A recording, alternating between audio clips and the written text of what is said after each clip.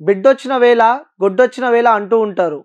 పెద్దలు ఊరికే ఏది చెప్పరు కదా! ఇప్పుడు ఈ మాట అక్కినేని నాగార్జునకు బాగా సూట్ అవుతుందనే అనిపిస్తూ ఉంది. ఎందుకంటే ఇప్పుడు 2 తెలుగు రాష్ట్రాల్లో హాట్ టాపిక్‌గా అవుతున్నారు. ఆయన ఎన్ కన్వెన్షన్ హాల్‌ను హైడ్రా కూల్చేసింది. చెరువులో 3 ఎకరాలకు పైగా కబ్జా చేసి ఎన్ కన్వెన్షన్ హాల్‌ను కట్టారని హైడ్రా నేలమట్టం చేసింది. దాంతో నాగార్జున కోర్టుకు వెళ్లి స్టే తెచ్చుకునే లోపు ఎన్ కన్వెన్షనల్ కుప్పకూలింది. దీంతో నాగార్జునకు దాదాపు 300 కోట్లు నష్టం వచ్చిందని అంటున్నారు. ఇంకేముంది అందరూ ఇదంతా ఆయన కొత్త కోడలు అడుగుపెట్టిన వేళ విశేషం అంటున్నారు.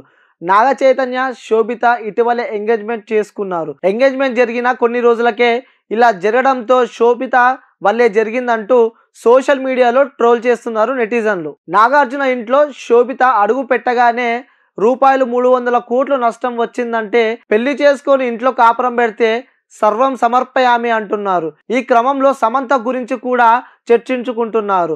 ఒకప్పుడు సమంత కోడలిగా ఉన్నప్పుడు నాగార్జునకు అన్ని లాభాలే అంటున్నారు శామ్ ఫ్యాన్స్. కానీ శోభిత మాత్రం ఐరన్ లెగ్ అని ఇలా ఎంగేజ్మెంట్ అయ్యిందో లేదో నాగార్జునకు ఆర్థిక నష్టంతో పాటు పరువు నష్టం కూడా జరిగాయంటూ కామెంట్లు చేస్తున్నారు. ఎంకి పెళ్లి సుబ్బు సావుకొచ్చినట్టు శోభిత నాగ చైతన్య పెళ్లి కాస్త నాగార్జునకు కోట్లలో నష్టం తెస్తుందనే చెప్తున్నారు. ఇప్పటి వరకు నాగార్జున ఎన్నడూ ఇలా ఇబ్బందుల్లో పడలేడు.